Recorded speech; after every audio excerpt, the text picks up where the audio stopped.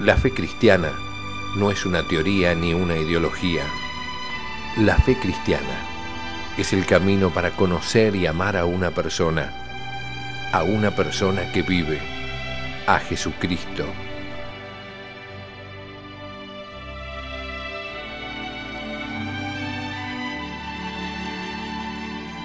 La fe cristiana, un curso del Instituto de Formación Teológica por Internet que quiere ayudarte a crecer en el amor a Jesús, nuestro Señor.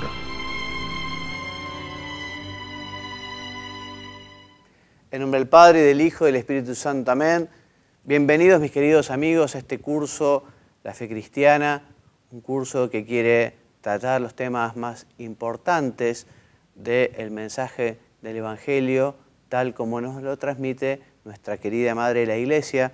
Hoy estamos tratando el tema 11 en la vida de Jesucristo. Vamos a hablar hoy de su resurrección, de su ascensión y de su segunda venida. Este es un trabajo, un texto hecho por Antonio Ducay, y la presentación la hice yo, espero que les guste.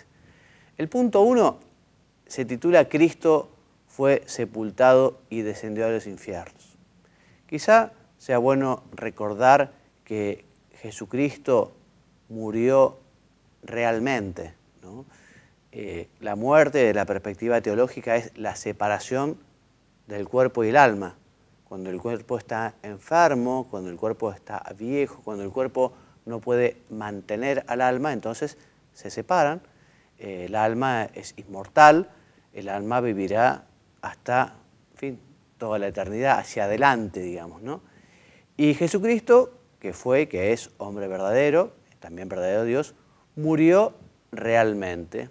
Esto es, se separó su alma de su cuerpo. Pero Él, justamente porque era Dios, por esa unión hipostática, su muerte también fue diferente a la nuestra, porque el cuerpo de Jesucristo quedó unido a su divinidad, a su persona divina, y su alma separada del cuerpo, también unido a su divinidad, a su persona divina. Entonces Jesucristo murió y fue enterrado. 3 días estuvo allí.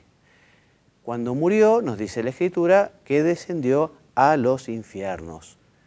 Esto es, los infiernos no es el infierno que nosotros entendemos por infierno de condenación, no es el lugar en el que nosotros llamamos ahora de los demonios y de los condenados, sino que los infiernos son lo que se llamó habitualmente el seno de Abraham. Esto es el lugar donde estaban los justos y los injustos antes de la pasión y muerte del Señor, antes de la redención. Recordemos que las puertas del cielo estaban cerradas después del pecado original, después del pecado de nuestros primeros padres.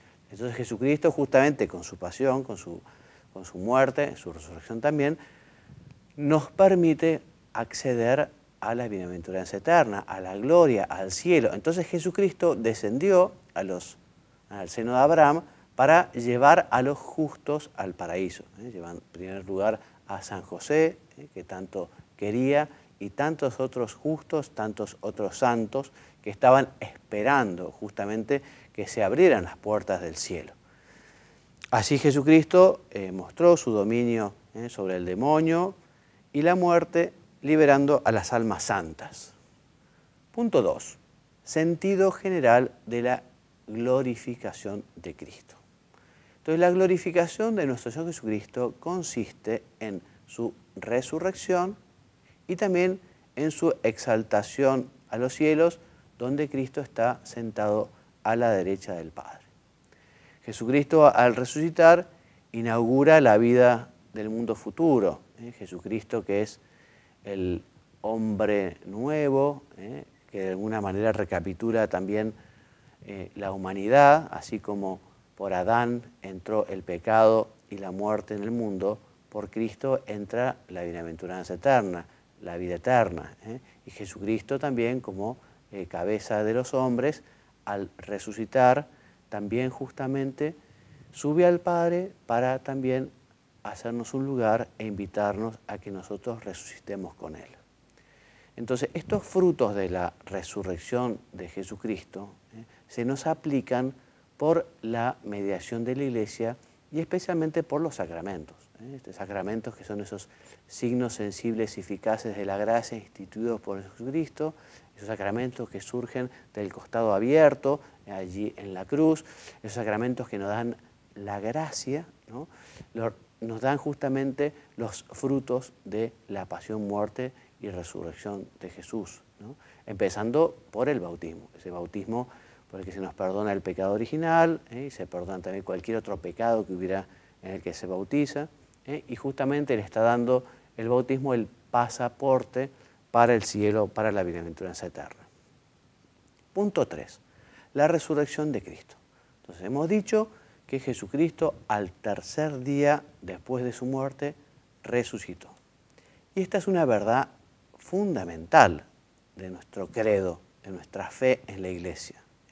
Tanto es así, lo veremos un poquito más adelante, que San Pablo dirá, si Cristo no hubiera resucitado, vana sería nuestra fe. ¿En qué sentido? En el sentido de que Cristo había profetizado su resurrección. Por lo tanto, si Él no hubiera cumplido con aquella promesa, con aquella profecía, podría caer en saco roto todo aquello que Él enseñó.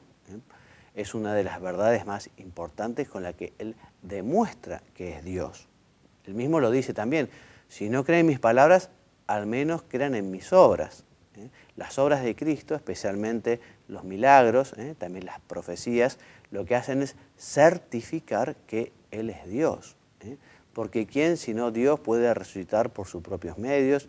¿Quién sino solo Dios puede hacer esos milagros portentosos como la curación de los enfermos, la multiplicación del pan, la conversión del agua en vino, en fin, calmar las tormentas y tantas cosas, ¿no? O sea, Jesucristo hizo estos milagros para demostrar que Él era Dios y para que así crean en Él.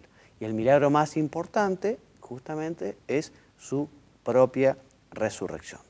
Entonces, si dijimos que la muerte es la separación del alma del cuerpo, la resurrección es cuando el alma vuelve a unirse a su cuerpo, ¿no? La resurrección de Cristo fue diferente que la resurrección, por ejemplo, de Lázaro, ¿no? O de aquel hijo de la madre viuda, ¿no? Porque aquellos resucitaron para después morir. En cambio, Jesucristo resucitó para no morir jamás. El alma asumió de nuevo el cuerpo y la gloria del alma se comunicó en la totalidad de su cuerpo. Por este motivo, enseña el número 129 del Compendio del Catecismo, la resurrección de Cristo no es un retorno a la vida terrena. Su cuerpo resucitado es el mismo que fue crucificado y lleva las huellas de su pasión, pero ahora participa ya de la vida divina con las propiedades de un cuerpo glorioso. Entonces, esta resurrección del Señor, volvemos a decirlo, es el fundamento de nuestra fe. Y evidentemente esto no lo inventaron los apóstoles, y lo podemos demostrar con muchas argumentaciones. Quizá una de las más sorprendentes es el tema de que ellos hayan defendido con su propia vida esta verdad. O sea, nadie muere por una falsedad. Entonces ellos no se pudieron engañar, ellos daban testimonio y morían por ellos. Imagínense ustedes si alguien es capaz de dar la vida defendiendo algo que sabe que no es verdad. Además, el cuerpo de Jesucristo, si el sepulcro no hubiera estado vacío, no habrían podido hablar de la resurrección del Señor. Y además, Jesucristo resucitado se apareció a muchísima gente, muchísimas personas, más de 500, dice también la Escritura, se apareció que lo vieron resucitado, lo vieron con su cuerpo glorioso. También San Pablo, con un razonamiento maravilloso, primero está el texto de San Pedro, los Hechos de los Apóstoles, que cuando a él lo quieren hacer callar, este Pedro que se había escondido, que había tenido miedo, después de la resurrección, después de recibir el Espíritu Santo, ya no tiene miedo a nada ni a nadie, ni a la cárcel, ni a los azotes. Y él dice, hay que obedecer a Dios antes que a los hombres. El Dios de nuestros padres resucitó a Jesús, a quien vosotros disteis muertes colgándole de un madero. Y nosotros somos testigos de estas cosas. Además, Jesucristo justamente cuando sube a los cielos, lo recoge San Mateo en su capítulo 28, les da esta misión de ser testigos de esta buena nueva, de esta enseñanza, de este evangelio, de que Él vivió y resucitó. Además de ser un evento histórico verificado y atestiguado mediante signos y testimonios, la resurrección de Cristo es un acontecimiento trascendente porque, como dice el compendio, es un verdadero misterio. Textualmente afirma, sobrepasa la historia como misterio de la fe en cuanto implica la entrada de la humanidad de Cristo en la gloria de Dios. Por eso también hay que pedirle a Dios el don de la fe para creer justamente en la divinidad de Cristo, en que Cristo padeció y murió, que Cristo resucitó. Entonces, es la resurrección también un misterio de salvación. Este misterio de salvación muestra la bondad y el amor de Dios, que recompensa la humillación de su Hijo, este Hijo suyo, que dio hasta su última gota de sangre, este Hijo del Padre, que murió de una manera tremenda, ¿no? Después el Padre justamente lo glorifica, con su resurrección, con su ascensión y con ese estar sentado a su diestra. El compendio del Catecismo, que ustedes conocerán, y si no conocen, les recomiendo vivamente que lo compren. Es un documento del Papa Benedicto XVI, que también lo pueden encontrar en internet, que es un resumen del Catecismo que nos dejó, que nos legó el Papa Juan Pablo II.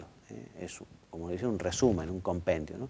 Y el número 131 de este compendio nos dice que el resucitado, vencedor del pecado y de la muerte, es el principio de nuestra justificación y de nuestra resurrección.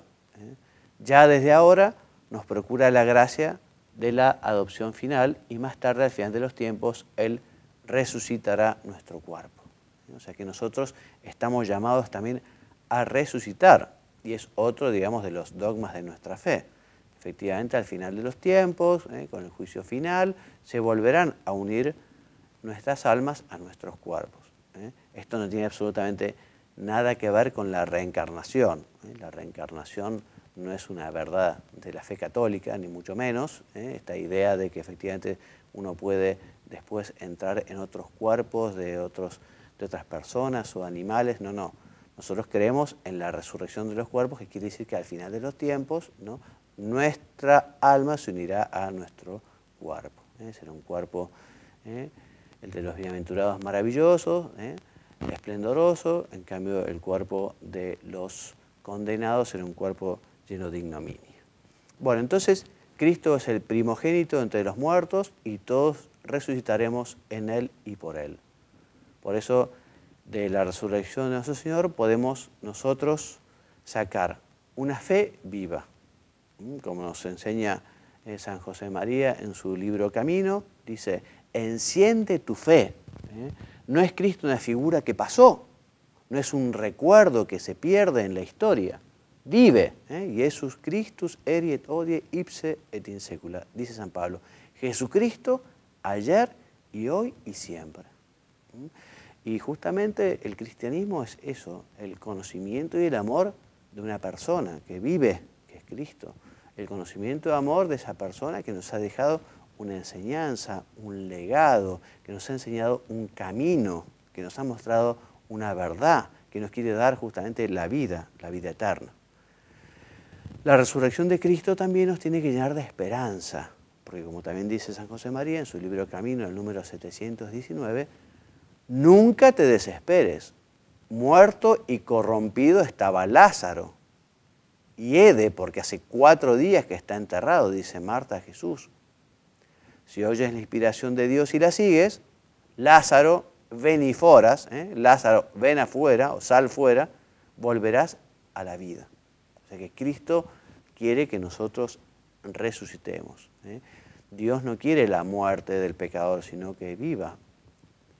Cristo es el buen pastor que sale a buscar a su oveja perdida, que la cura, que la sana y que quiere justamente lo mejor para ella, en los mejores prados, en los mejores lugares.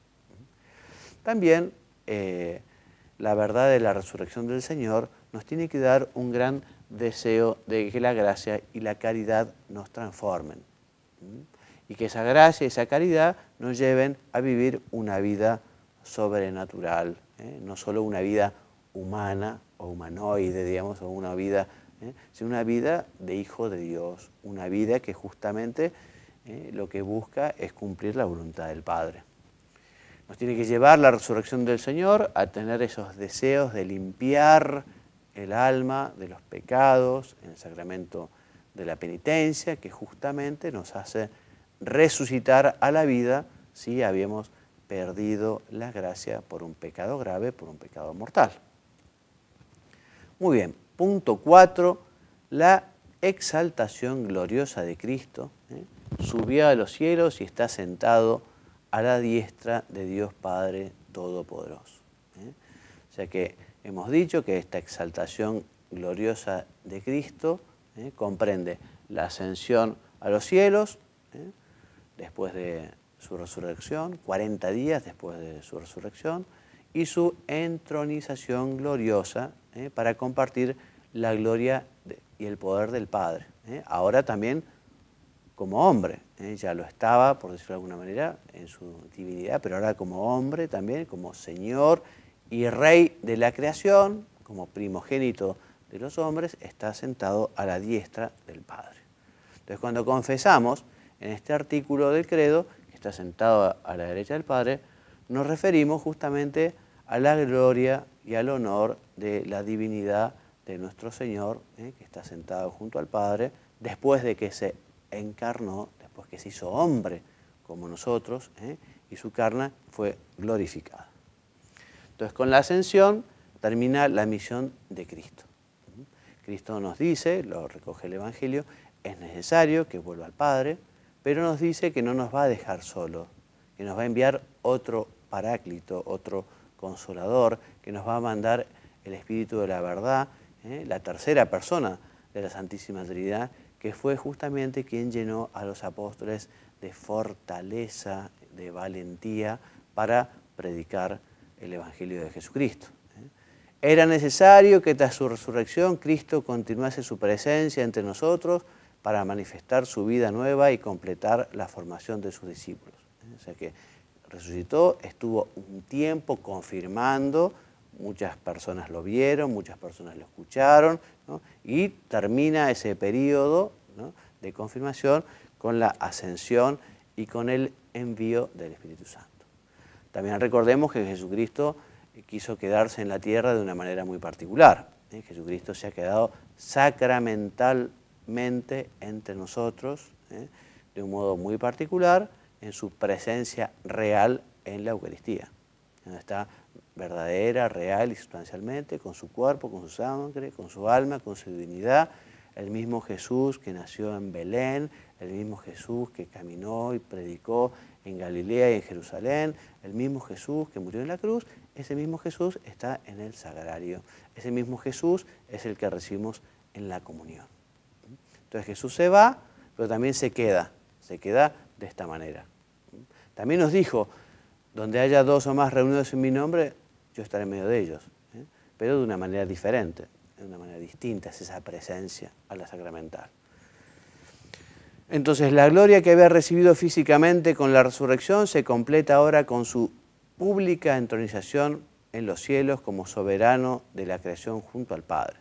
Jesús recibe el homenaje de los habitantes del cielo, recibe toda la alabanza y ocupa este lugar de privilegio junto al Padre a su derecha. Entonces, puesto que Cristo vino al mundo para redimirnos del pecado y conducirnos a la perfecta comunión con Dios, la ascensión de Jesús inaugura la entrada en el cielo de la humanidad. Jesús es la cabeza sobrenatural de los hombres, como Adán lo fue en el orden de la naturaleza. Y puesto que la cabeza está en el cielo, también nosotros, sus miembros, tenemos la posibilidad, la meta de alcanzarlo, porque Dios quiere, porque Dios nos va a dar la gracia, porque Él nos va a ayudar. O sea que Jesucristo subió a los cielos y nos ha preparado un lugar para que podamos acompañarlo eternamente. ¿Qué nos dice el compendio en su número 132? El Señor reina con su humanidad en la gloria eterna de Hijo de Dios, intercede incesantemente ante el Padre en favor nuestro, nos envía su Espíritu y nos da la esperanza de llegar un día junto a Él al lugar que nos tiene preparado. O sea que efectivamente es para estar muy agradecidos con Jesucristo, este amor que se ha manifestado de esta manera tan particular, ¿no? O sea, haciéndose hombre como nosotros, teniendo un corazón de hombre, amando como los hombres, sufriendo como los hombres, padeciendo de esta manera impresionante en la cruz, resucitando, subiendo a los cielos. Muy bien. 10 días después de su ascensión, Jesús envió al Espíritu Santo a sus discípulos conforme lo había prometido. Después de la ascensión del Señor y de la venida del Espíritu Santo en Pentecostés, la Santísima Virgen fue llevada en cuerpo y alma a los cielos. La Iglesia no se ha pronunciado sobre si la Virgen se murió o la Virgen se durmió, pero habiendo cumplido su tiempo en la tierra, subió a los cielos. Fue subida. Por eso la diferencia entre asunción, es ser subido, y ascensión del Señor que sube por sus propios medios. Y la Iglesia celebra esta fiesta el 15 de agosto, la fiesta de la Asunción de nuestra Madre, de Nuestra Señora, de nuestra Reina a los cielos. Enseña el Catecismo que la Asunción de la Santísima Virgen constituye una participación singular en la resurrección de su Hijo y una anticipación de la resurrección de los demás cristianos. Esta exaltación gloriosa de Jesucristo nos alienta a vivir con la mirada puesta en la gloria del cielo. A eso estamos llamados, a eso estamos invitados. Allí tiene que apuntar nuestra brújula, para allí tiene que ser nuestro camino, nuestro destino. No tenemos aquí morada permanente, estamos de paso, somos peregrinos. Lo importante es lo que viene, lo importante es la eternidad, lo importante es el cielo, lo importante es poder compartir con la Santísima Trinidad esta bienaventuranza eterna. También nos impulsa a vivir la fe, pues nos sabemos acompañados por Jesucristo, que nos conoce y ama desde el cielo y que nos da sin cesar la gracia de su Espíritu. Dios es el primer interesado, por decirlo de alguna manera, en que nosotros alcancemos el cielo. Imaginemos el amor de una madre por su hijo, el amor de un maestro, de un profesor por su alumno, cuánto está dispuesto a sacrificarse y hacer por su hijo o por su alumno. Si esto que un corazón humano, siendo tan pequeño, hay tanta generosidad, imaginemos, ¿no?, a Dios, ¿no?, lo que es capaz de hacer para que el hombre pueda realmente ser feliz eternamente.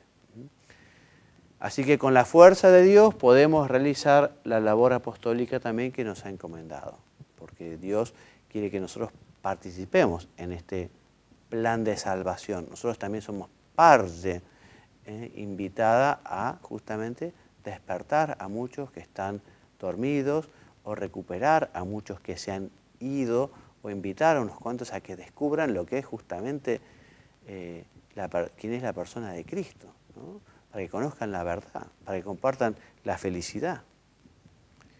Entonces estamos llamados a llevarle a todas las personas, a todas las almas, a poner la cruz en la cumbre de todas las actividades humanas, buscando nosotros también esa fuerza, esa compañía, ese calor en el sagrario. Allí justamente el Señor nos espera, allí el Señor quiere brindarnos particularmente su gracia. Muy bien, punto 5 y último de esta lección de hoy. La segunda venida del Señor, desde allí ha de venir a juzgar a los vivos y a los muertos. El Señor ha partido, el Señor se encuentra a la derecha del Padre, pero al final de los tiempos Él volverá. Cristo, el Rey del universo, pero todavía no están sometidas todas las cosas. Por eso nos concede un tiempo para que los hombres prueben su amor, prueben su fidelidad. Pero al final de los tiempos, entonces, tendrá lugar el triunfo definitivo, cuando el Señor aparezca con gran poder y majestad y vendrá a juzgar a vivos y muertos. Sabemos que antes de su última venida, antes de su segunda venida, antes de la parucía, habrá un último asalto del diablo, del demonio, ¿no? Con grandes calamidades y otras señales, así nos los manifiesta el Evangelio, en fin, y luego vendrá el Señor definitivamente. Y allí se manifestará con toda su gloria, el que dejó este mundo tan humillado, siendo condenado, dejó este mundo además pagando, digamos, por un delito que no había cometido. Ahora se manifestará con todo su esplendor, con toda su omnipotencia, con toda su belleza, también con toda su misericordia. Y allí juzgará a vivos y muertos. Y tendremos el juicio universal, donde se harán presentes también todas las sentencias, por llamarlas de alguna manera, de los juicios particulares. La persona cuando fallece inmediatamente se presenta al alma de Dios y es juzgado, digamos, en ese juicio particular donde la persona se dará cuenta qué es lo que merece, si el cielo o antes del cielo pasar por el purgatorio o la condenación. Pero ese juicio particular es individual. En cambio el juicio universal se va a hacer presente y todos van a enterarse, todos lo van a escuchar, ¿no? Y este juicio sancionará la sentencia que cada uno recibió después de la muerte. Todo hombre será colmado de vida o condenado para la eternidad según sus obras. Y así se consumará el reino de Dios, pues Dios será todo en todos. Y en este juicio final, los santos recibirán públicamente el premio merecido por el bien que hicieron, y también se restablecerá la justicia, ya que en esta vida muchas veces los que obran mal son alabados y los que obran bien son despreciados, olvidados, ¿no? Este juicio final nos empuja a la conversión, ¿no? Ese deseo realmente de poder estar con Dios eternamente. Nos invita a ese santo temor de Dios, que es justamente ese amor, que es lo que nos tiene que llevar a rechazar todo lo que sea ofensa. Y aquí terminamos nuestro programa de hoy. Como bibliografía básica tienen el catecismo, el compendio y la catequesis del Papa Juan Pablo II, esa catequesis del año 88, que habla sobre el valor redentor de la pasión de Cristo y la muerte de Cristo, su carácter redentor. Bueno, Dios mediante, seguiremos entonces en nuestro próximo programa. Me despido enviando la bendición, que Dios los bendiga y los haga muy santos.